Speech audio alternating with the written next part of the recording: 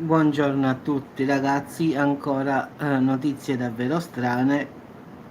Sopra la piramide di Giza in Egitto è passato diciamo una scia luminosa, diciamo un meteorite che si stava frantumando forse, però all'improvviso di Giza ragazzi è uscita una sfera rotonda, cioè un UFO proprio, ed è data diciamo nell'altro lato. In effetti la scia luminosa andava verso sinistra, all'improvviso da questa scia luminosa che va verso sinistra, cioè scende giù dalla piramide, esce questa sfera luminosa tipo un UFO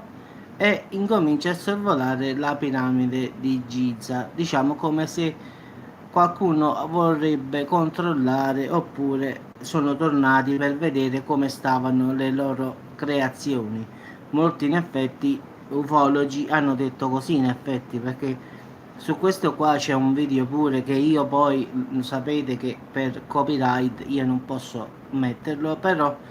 quando commenterete sotto al mio questo video lasciatemi un commento, io vi metto il link del video così ve lo andate a vedere e poi mi lasciate un commento sotto al canale. È davvero una cosa assurda, si vede questa scia che poi vedrete anche voi nel video che io metto nel link sotto al commento di uno di voi. Basta un piccolo commento ragazzi e io vi metto il link di dove il video, ci cliccate e lo guardate, poi lo commentate anche voi, lasciate un commento sotto al canale e dite la vostra opinione perlomeno. Si vede proprio uguale ragazzi, vi giuro, l'ho visto già il video io, una scia luminosa come una meteorite come è passata in Sardegna ultimamente, solo che all'improvviso esce una sfera da questa scia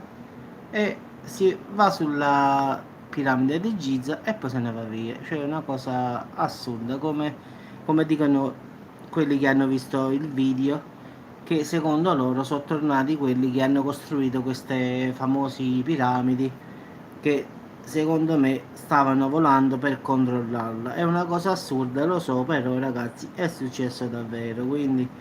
diciamo l'UFO attraversa il cielo come una meteora, ma poi si stacca da questa scia luminosa e va dalla direzione opposta, cioè capite? È proprio quando vedete il video ragazzi vi rendete conto di quello che sto dicendo, perché a voce è una cosa,